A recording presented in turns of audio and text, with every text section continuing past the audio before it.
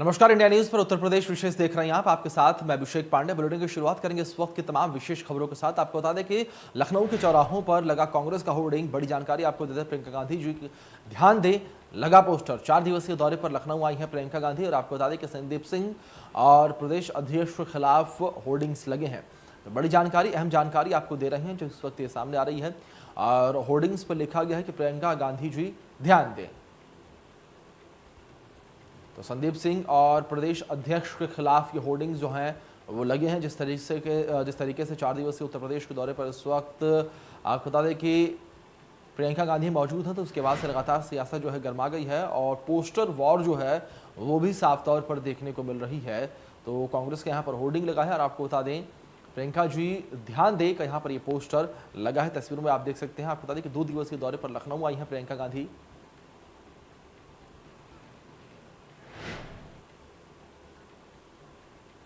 वहीं इसी बीच हमारे सहयोगी रजनीश हमारे साथ जुड़े हैं इस खबर पर अधिक जानकारी के साथ लाइव उनका रुख करेंगे। और रजनीश, सबसे पहले आपसे जानकारी यहाँ पर ये लेना चाहेंगे, जिस तरीके से हमने पोस्टर देखा, पोस्टर लिखा है कि प्रियंका जी ध्यान दे। इस पोस्टर में क्या कुछ लिखा गया है, क्या बातें कही गई हैं?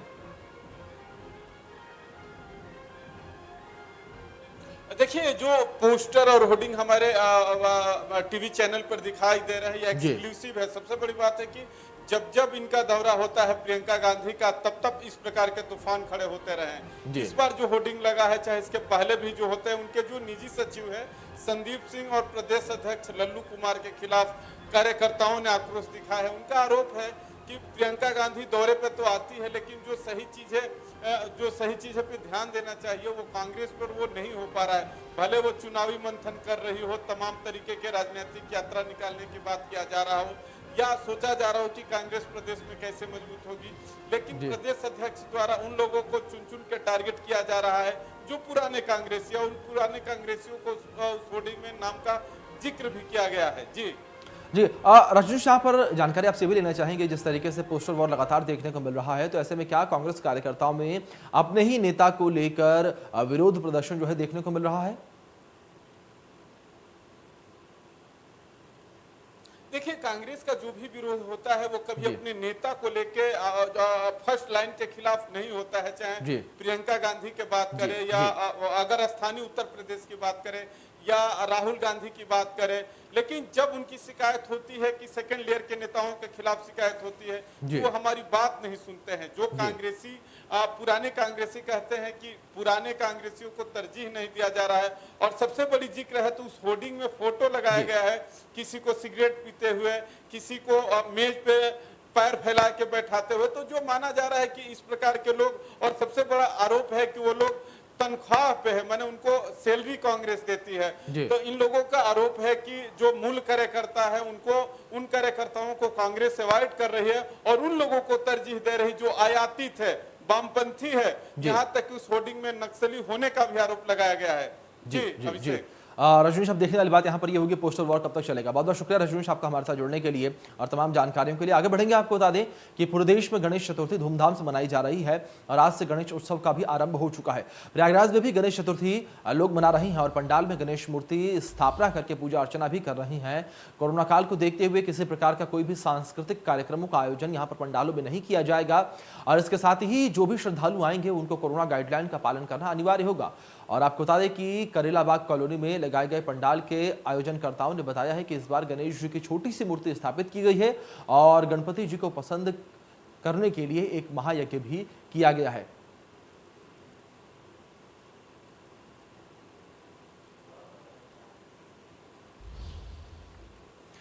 आज गणेश चतुर्थी है। यह सनातन धर्म का महत्वपूर्ण पर्व है। हिंदू पंचांग के अनुसार प्रतिवर्ष भाद्रपद मास शुक्ल पक्ष की चतुर्थी तिथि को यह पर्व मनाया जाता है और धार्मिक मान्यता के अनुसार ऐसा माना जाता है कि आज ही के दिन गणेश जी का जन्म हुआ था। इस दिन गणपति महाराज की विधि विधान से पूजा की जाती है और उन्हें श्रद्धा भाव के साथ घर पर विराजमान किया जाता है। श्री गणेश भगवान जो मुख्य रूप से कुछ चीजें बेहद ही प्रिय होती हैं, ऐसे में उनकी पूजा में इनको शामिल करके भगवान गणपति की कृपा प्राप्ति होती है।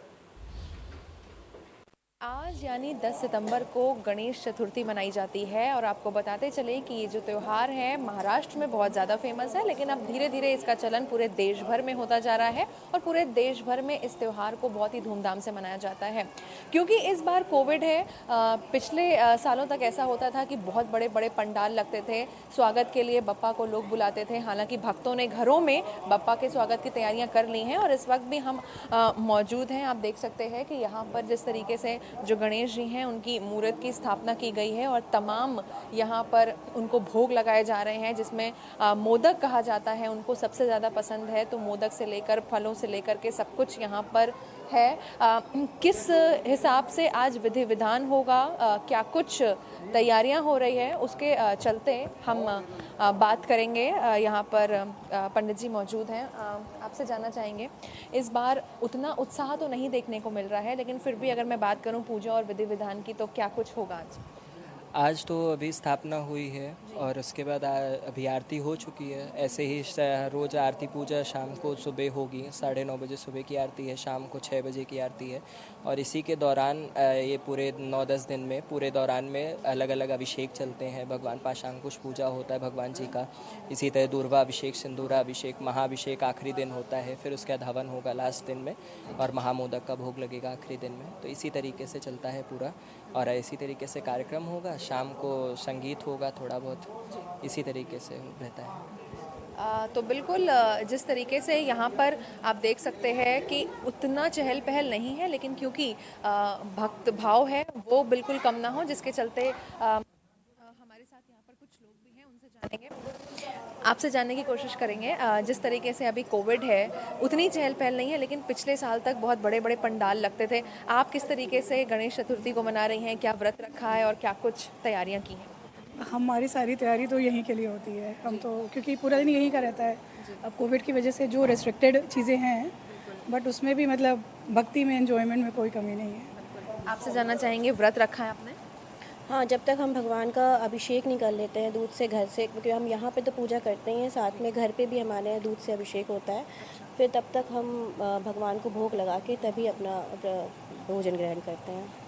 तो बिल्कुल जिस तरीके से बहुत ज़्यादा रौनक होती थी, हालांकि इस बार कोविड है और सरकार ने सख्त निर्देश दे दिए हैं कि भीड़ इकट्ठी ना करें, जिसके चलते यहाँ पर भक्त मौजूद हैं। फिलहाल उनका ये साफ तौर पर कहना है कि कोविड है, लेकिन जो भक्तों में भक्ति में एनवायरनमेंट है और जो भावना है उसकी कमी कहीं से दिखने को नहीं मिल रही है। लखनऊ से वीडियो जर्नलिस्ट रोहित के साथ मैं निकिता सरीन, इंडिया न्यूज़ के लिए।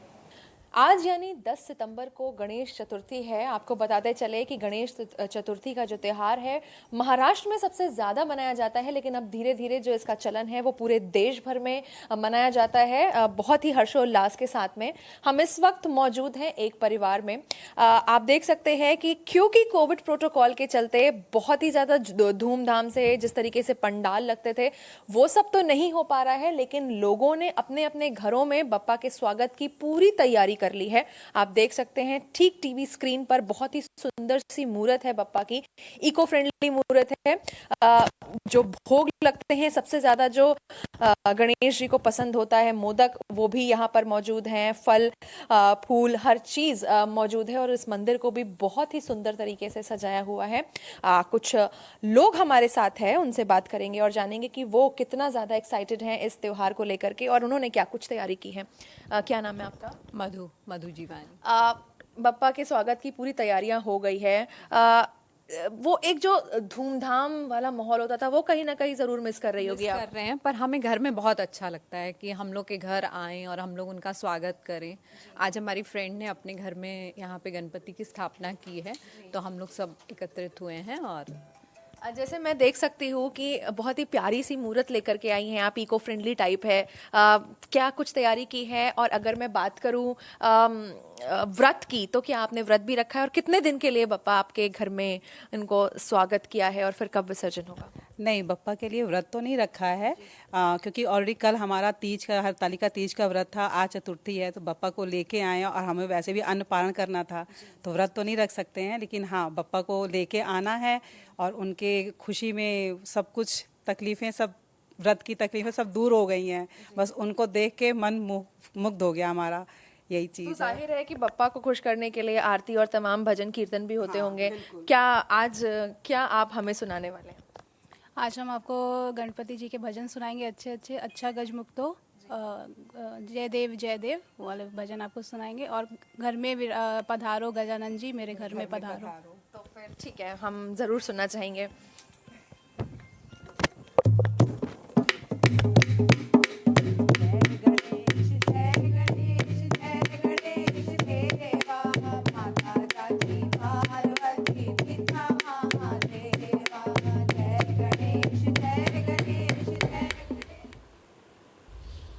तो वहीं उत्तर प्रदेश सरकार में गन्ना राज्य मंत्री सुरेश पासी ने कादीपुर के ब्लॉक सभागार में प्रतिबंधित वर्ग सम्मेलन को संबोधित करते हुए सपा और कांग्रेस पर निशाना साधा और कहा कि प्रदेश अब दंगा, अपराध व भ्रष्टाचार से मुक्त है। शुक्रवार को आयोजित प्रबुद्ध वर्ग सम्मेलन में गन्ना राज्य मंत्री सुरेश पासी ने कहा कि सपा ने राम भक्तों पर गोलियां चलवाई। यह गोलियां भारत की संस्कृति व राष्ट्रवाद की विचारधारा पर चली थी। आजादी के बाद बनी कांग्रेस सरकार ने राम के अस्तित्व को नकार दिया। कांग्रेस के समय हिंदू आतंकवाद जैसा शब्द गढ़ा गया।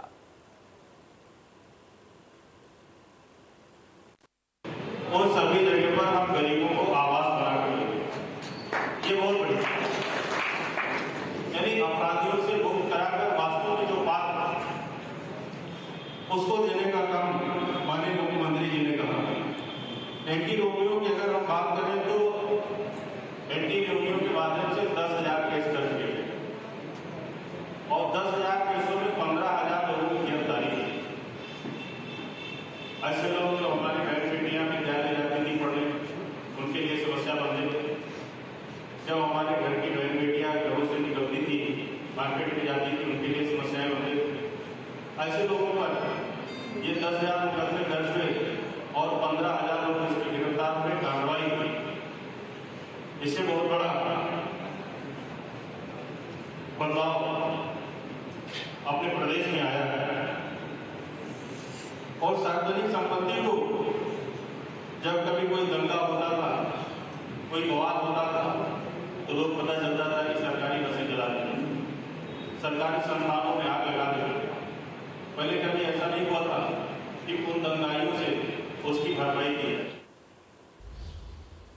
बरेली पहुंचे एमएलसी विजय बहादुर पाठक ने इंडिया न्यूज से खास बातचीत करते हुए कहा कि बहुजन समाजवादी पार्टी जातिवादी की बात करती है, जबकि भारतीय जनता पार्टी इंटरेक्चुअल प्रबुद्ध वर्ग का सम्मेलन करती है। पाठक ने कहा कि क्षेत्रीय दल बड़ी राजनीति पार्टियों को ब्लैकमेल करने की कोशिश करते हैं, लेकिन चुनाव के समय देखा जाएगा कि किसके साथ गठबंधन करना है और किसके साथ नहीं।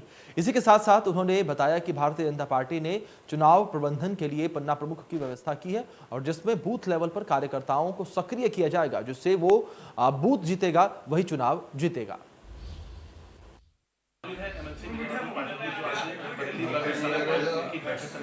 उनसे बात करते हैं कि क्या भारतीय जनता पार्टी का एजेंडा है इसके विधानसभा चुनाव के लिए। आज के